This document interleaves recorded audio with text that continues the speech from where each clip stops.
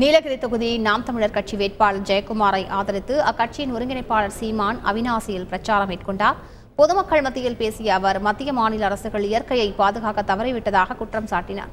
திமுக, அதிமுக, பாஜக மற்றும் காங்கிரஸ் ஆகிய 4 கட்சிகளுக்கும் மாற்றாக நாம் தமிழர் கட்சி இருப்பதாக தெரிவித்த சீமான், தூய ஆவிகளை ஆதரித்து காவிகளை விரட்ட வேண்டியதுதானே என கேட்டுக்கொண்டார்.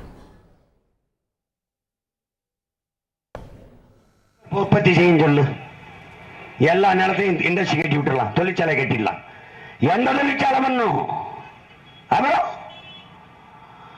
அறிவார்ந்த மக்கள் சிந்திக்கணும். என் தமிழ் சொந்தங்கள், இவங்க கிட்ட நாட்டை கொடுக்க போற, மறுபடியும் பிஜேபி கோட்டு போட போற. திமுக விட்டா அதிமுக, அதிமுக விட திமுக, பிஜேபி விட்டா காங்கிரஸ், காங்கிரஸ் விட்டா பிஜேபி, 4 பேரை விட்டா உங்க பிள்ளைகள். இந்த திமுக என்ன தெரியுமா சொல்லும்? இந்த கிறிஸ்தவர்கள்லாம் என்ன பேசுறாங்க தெரியுமா? கிறிஸ்தவ பெருமக்கள், இந்த காவியை ஒழிக்க திமுக பாவியாக இருந்தாலும் வேற வழி இல்லை, இந்த காவியை ஒழிக்க திமுக பாவியை ஆதரித்தான் ஆக வேண்டும். ஏன் பாவி ஆதரிக்கிறாய்?